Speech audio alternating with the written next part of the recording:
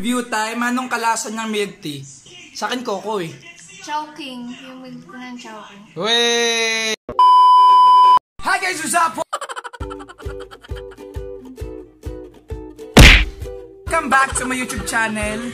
I-share ko sa inyo kung paano ko gumagawa ng homemade milk tea for just 18 pesos. Pwede nga. Opo, 18 pesos po. Murang-mura. Kaya yung mga milk tea lover dyan, pwede nyo itong gawin sa bahay nyo sa murang halaga. Merong mga nesty na nabibili. Ewan kung magkano, mura lang din. Pero yung gagawin natin is hindi nesty, kung hindi yung sarili natin gawang milk tea. Para na rin makatipid tayo, para di na rin tayo bumili ng mga around 100 pesos na isang milk tea. So, yung gagawin ko is, ito talaga yung ginagawa ko sa bahay at gusto ko sa inyong i-share yun. Okay? Tara, punta tayo sa kusina. So, yun. Actually, kaya ako gagawa kasi si ate daw gusto niya daw ng milk tea. And gagawa kami ngayon. Yes! Gagawa tayo ngayon. Ay, Nay. Gagawa tayo ng milk tea. Okay? My favorite. Milk tea. Milk tea. Milk. Milk. Milk. Milk. May binili kasi ako ditong Lipton. Ito. Sa Mercury, makakabili ka ng 98 pesos, 25 tea bags na. Pero kapag walang ganito, bumibili lang ako sa tindahan, 5 pesos lang yung isang tea bag. Isang ganito, 5 pesos lang sa tindahan. So, kapag hindi ako nakakabili ng isang box, bumibili ako sa tindahan ng tea bag, 5 pesos lang. Nilagay ko muna dito sa may na tubig, tapos dalawang tea bag. Pero, dalawa yung nilagay ko kasi nga dalawa kaming gagawa ni ate. Pero ako, kapag gumagawa ko, isa lang ang ginagamit ko na tea bag. Ito yung tea na Lipton lang yung gamit natin. Ilalagay na natin dito sa baso.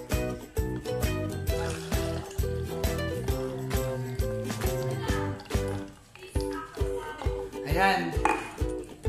Tapos pagkatapos nito, lalagyan na natin yung gatas. Pag nalipat na natin yung tea sa pinakatitimpla natin ng milk tea is ilalagay na natin tong Alaska na sachet. Kasi di ba sa Pilipinas uso naman yung sachet. So sachet lang tayo. This is not sponsored. Pero ito yung ginagamit ko sa bahay. And ito sa tindahan binili ko 10 pesos lang. So ilalagay na natin yung gatas doon sa timpla natin ng milk tea.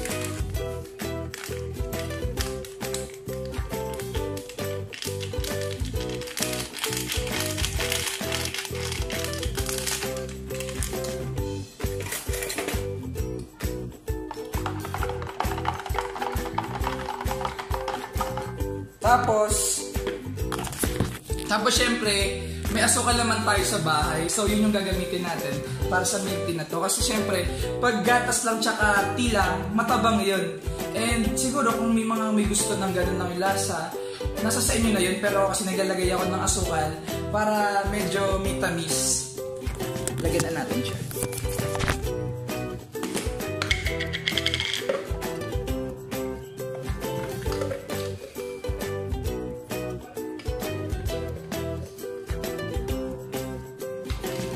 Nakadepende naman sa inyo kung sa panlasa nyo kung ganong gusto nyo katamis.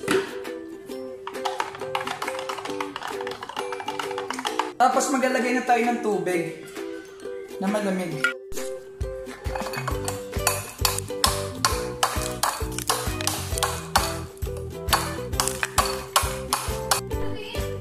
So maglalagay na tayo ng yelo sa milk tea natin.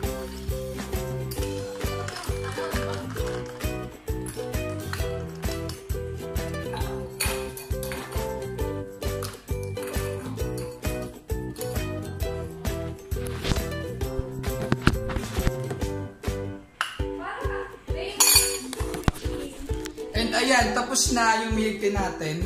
Sa halagang 18 pesos, ang mga niya lang is isang tea bag. Ito dalawa, pero kapag gumagawa ng milk tea, isang tea bag lang okay na.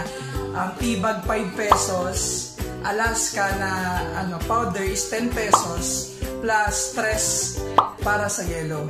So 18 pesos for milk tea. Cheers! Tikman natin kung masarap.